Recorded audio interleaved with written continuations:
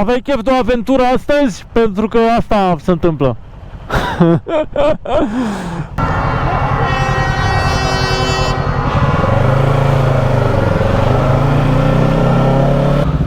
Voi să-mi arată 13 minute, dar cred că e jumătate de oră. Da, cam așa. Salutare tuturor și bine v-am regăsit la un nou motovlog pe acest minunat canal. Este o zi minunată de vineri, este zi liberă de la stat și observați că lumea ascultă muzică și se simte bine în continuare, să zic așa.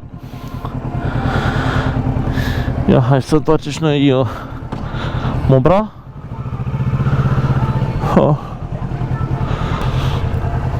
Faci cu una motovlog? Ok, prieteni. Păi, pentru că e atât de frumos, am decis să ieșim la o cafeluță. O să ne vedem și cu Ken de la Asfalt Uscat și cu Rebel Rider și o să ne bem cafeluța împreună. Chiar mi-era dor să ies și eu din casă pe vreme frumoasă. Nu de alta, dar eu în fiecare zi din cursul săptămânii merg cu motocicleta la muncă și între noi fie vorba e fric și urât. Și atunci când e frumos, ei bine, eu oricum sunt la birou, deci nu pot să mă duc să mă plimb cu motocicleta efectiv. Doar admir vremea frumoasă de la balcon. Faptul că ziua de vineri este călduroasă și frumoasă și eu chiar pot să merg cu motocicleta, e o adevărată binecuvântare. Beleaua, în schimb, e că e soarele ăsta și ochii mei sunt foarte sensibili la lumină. Bă, da, foarte sensibili. Deci, efectiv, am așa niște ochi micuți de chinez ca să văd ceva. Și oricum văd destul de prost și așa.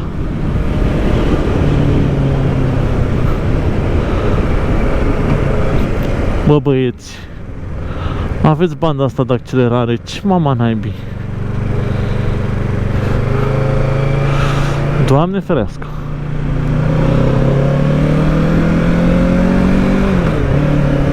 În fine, complicat cu condusul. Foarte complicat.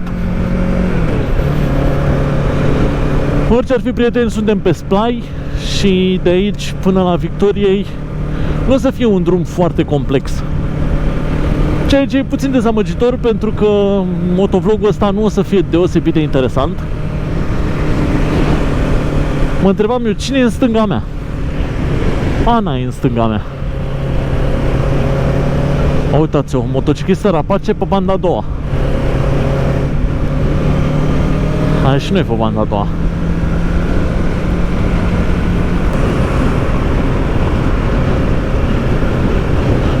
Păi cum dracu mi-a intrat ceva în ochi în timp ce am viziera închisă, să nebunesc? Nu-mi dau seama. Chiar nu-mi dau seama, dar totuși a reușit să se strecoare ceva în ochiul meu. Nu prea avem pe unde să ne strecurăm pe aici, așa că o să ne oprim, cel mai probabil. Am avut pe gânduri. Jumiz?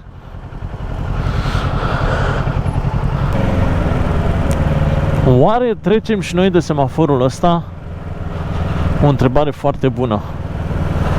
Și da, trecem. Mai greu, dar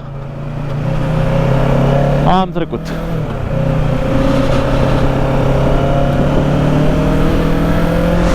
Ne ducem în banda de avioane, unde cel mai probabil o să rămânem până la finalul Splaiului. Mă gândesc eu. Acum rămâne de văzut dacă nu mai sunt alte lucrări. Ce mă întreb eu este, băi, oare cât naibii durează lucrările de pe Splai? Că sunt aici dintotdeauna, parcă. Și cred că o să fie pentru totdeauna lucrările astea de aici. Nu știu ce să zic.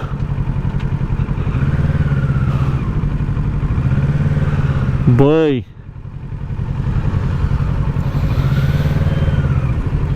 Capula. E blocat până aici? Sper că nu.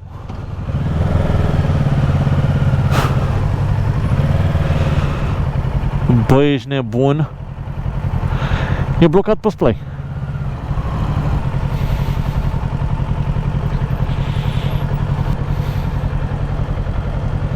Hai să ne strecurăm. Ai loc pe dreapta? Hai, dă-i.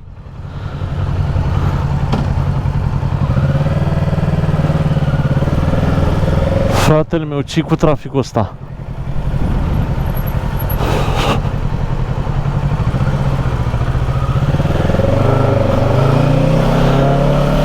Ne-a sunat Ken acum și ne-a spus că cica ar fi protest pe la Victoriei. Acum, de ce să mai protestează? N-aș ști să vă spun, dar se protestează.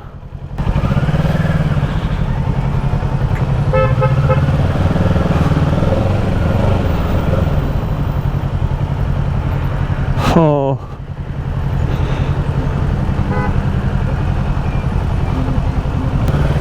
Vai, Doamne! Ce se întâmplă aici? Strecoară-te dacă poți!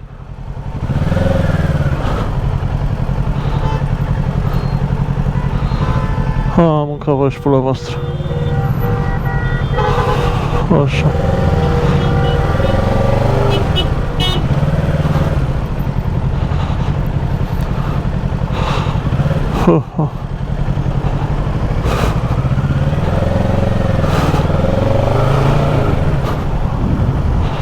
A apucat Ceana să se strecoare? Nu prea cred.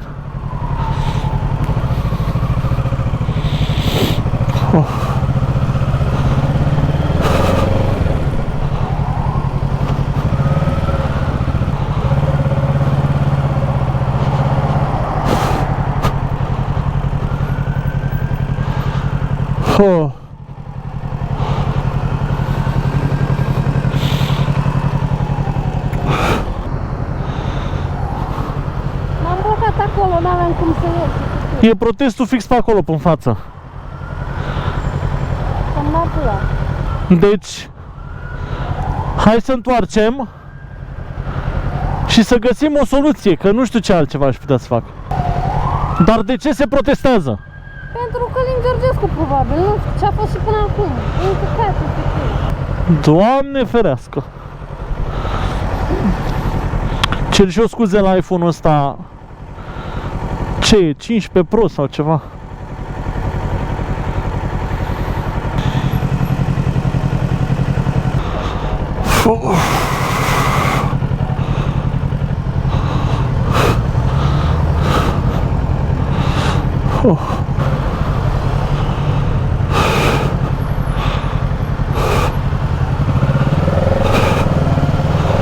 Așa.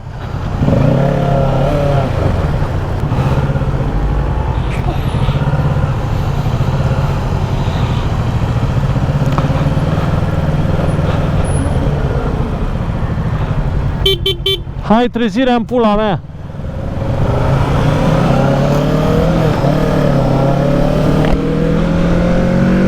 Băi, deci drumul nostru până la Victoriei tocmai a devenit mult mai complicat pentru că este un mare protest.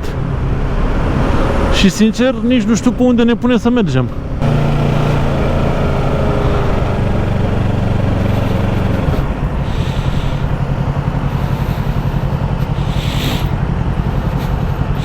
Ce motoretă să fie aia oare? Cred că un Ninja de 400, după cum se aude.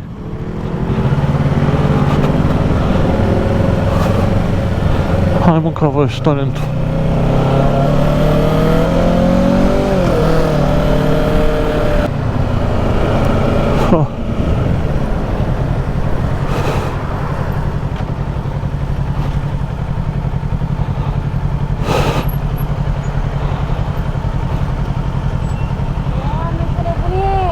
Da, să nebunesc. Aveai chef de o aventură astăzi? Pentru că asta se întâmplă. Doamne.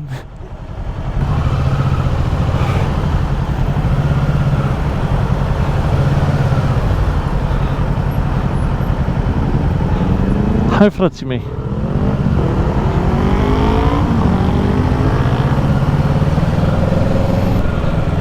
Băi, ce este băi cu traficul ăsta? Eu înțeleg perfect că este protest, dar mânca vai sufletul vostru. E groaznic ce se întâmplă aici. Să fie chiar tot orașul blocat e ridicol. Poate nu te bagi și tu peste mine. Sper să-mi ajungă bateria să filmez tot drumul ăsta. Ce pula mea să pot să filmez? Că e blocat totul.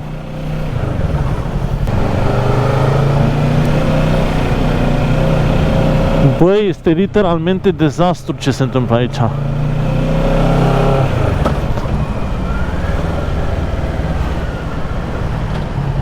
Jur. Hai și noi, hai și noi, hai și noi, pam, pam, pam. Așa. Ferească Dumnezeu ce este astăzi în oraș. Sunt curios să văd cum e protestul de la Victoriei. Că păreau să fie foarte mulți oameni la Tineretului care se îndreptau către Pasajul Unirii. Deci îmi imaginez că o să fie efectiv full orașul. Dar hai că rămânem de văzut. Noi mai avem puțin și ajungem în zona Unirii și vedem mai departe ce și cum. Dar pare că este aglomerat.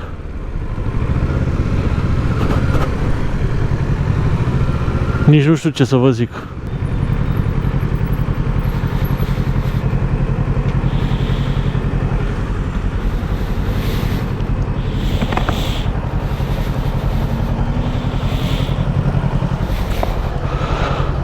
Ferească-mă Dumnezeu! Jesus! Nebunim!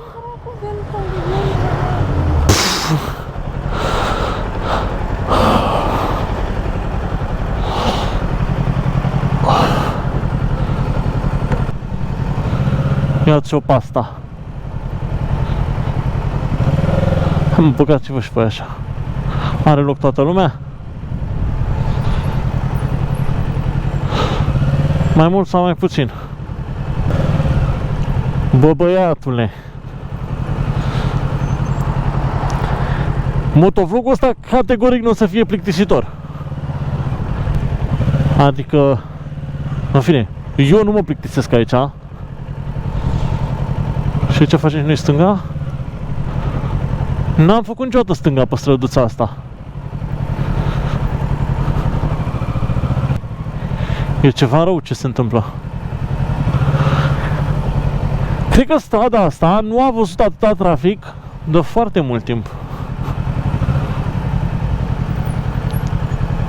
Și pe aici nici măcar nu ai pe unde să te strecori, adică chiar dacă faci ceva, o manevră, o schemă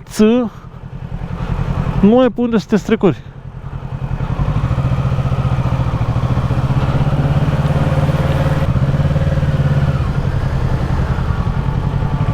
În față e protestul. Deci nu-mi vine să cred.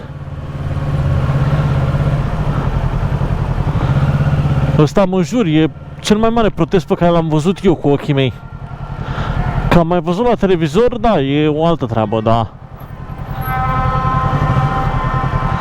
Holy shit. Aș vrea să știu oare pentru ce se protestează.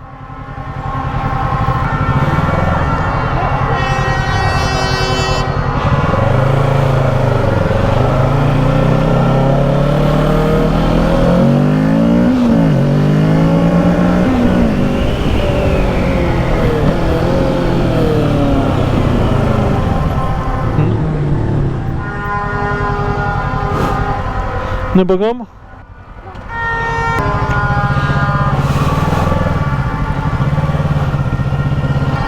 Oh. Fuck. Nu-mi spune că e blocat și nu putem să mergem în față. Ah, shit.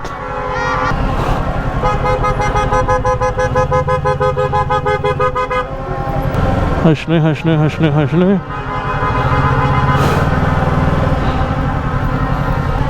Oh, vai Doamne. Trebuie să ocolim zona asta. Mamă, e dezastru. M-am mâncat pe mine în cursă, vreau un motovlog interesant. N-am poftim. Motovlog interesant. Cred că mai bine ne ducem acasă, să-mi bat picioare, că nu avem vreme să Ba, da, putem să ocolim.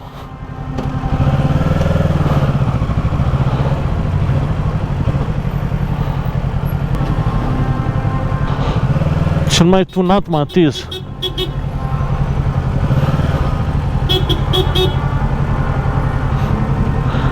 E blocat în față, n-ai pe unde să te duci.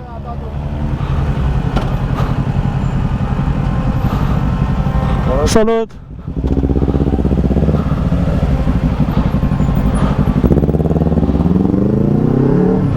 Ha? Mersi! Ha, ha, ha. Încă vă surutul vostru.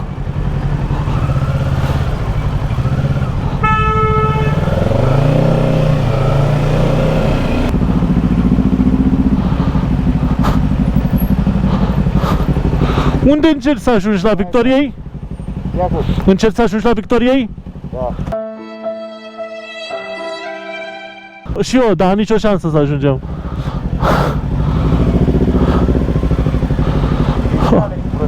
Da, mă jur! De dimineață și era plin. Da, păi am văzut că era de la Tineretului. Începea. Da, când noi am venit, veneam Tineretului, pasajul Unirii, în mod normal. Da. O să mai dureze ceva să ajungem acolo. Waze mi arată 13 minute, dar cred că e jumătate de oră. Da, cam așa.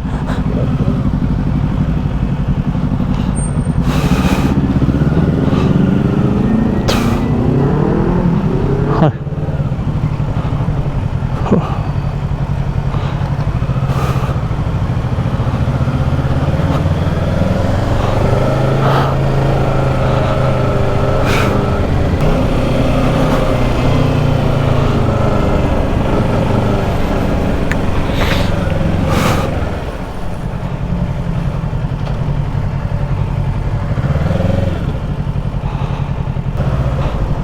Hai că...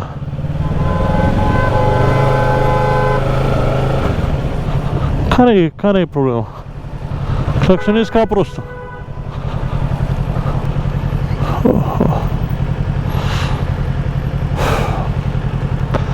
Băi băieți, am ocolit 3 sferturi de oraș și ghiciți ce? Încă nu am ajuns nici măcar aproape de Victoriei. Și merg, cred că de jumătate de oră.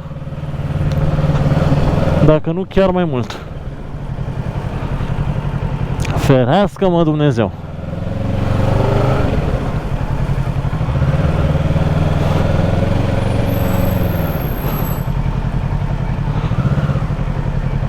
Ia, hai să vedem. Unde dracu ne mai pune? Dar tot Bucureștiul este paralizat. Doamne ferească!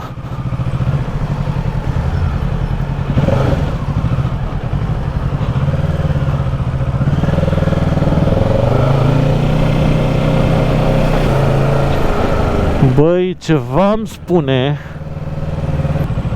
că nu e bine nici pe aici. Nu-mi dau seama exact. Da. Ceva îmi spune că nu e bine.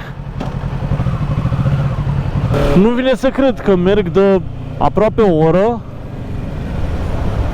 și tot nu am ajuns la Victoriei. Deci este fascinant. Și gândiți-vă că sunt cu motocicleta. Dacă astăzi eram cu mașina, vai de capul meu, păi îmi luam zilele.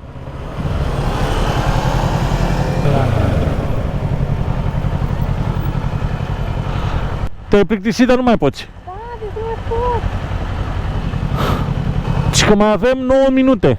9 minute aveam și înainte să aflăm că e doamna aia de față unde se sunt copiii 7 ani. Ana este supărată.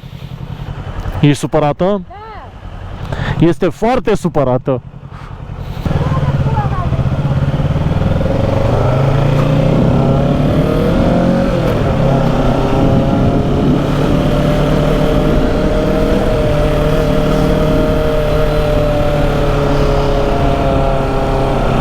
Hai că în momentul ăsta mai avem puțin și ajungem pe Ștefan cel Mare și de acolo până la Victoriei o să fie evident aglomerat, dar na. La ce să te aștepți? În niciun caz să fie liber, that's for fucking sure.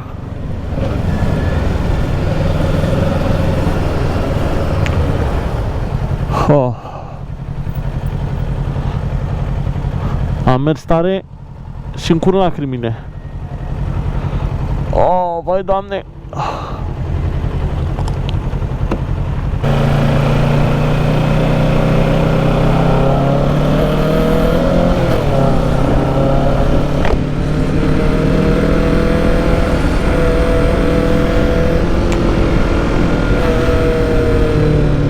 Mi-e puțin teamă de scuteristul ăsta. Și cam uite el așa în oglindă. Dar nu mi inspiră foarte multă încredere. Și ce dracu facem aici? E verde și totuși stăm. În fine, cam la asta se rezumă o mare parte din drumul pe care l-am făcut astăzi.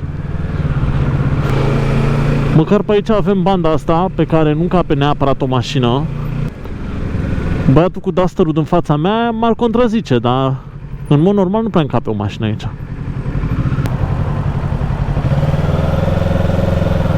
Oh. Hai că trecem în pasajul Victoriei. Mersi. Și cred eu că o să putem face o manevră în așa fel încât să ajungem cu motocicletele unde trebuie. E doar o bănuială.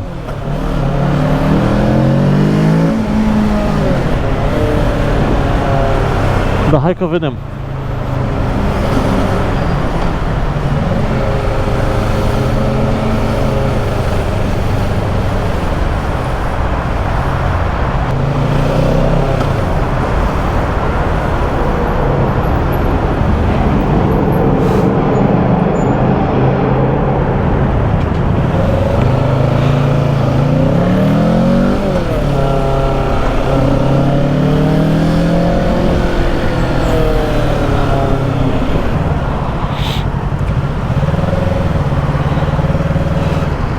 Ia, hai pe aici, așa. Oh, oh.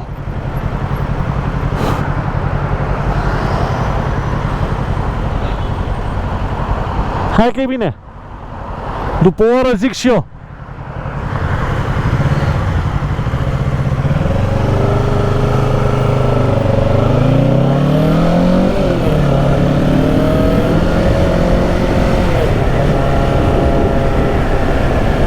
Și să vedem.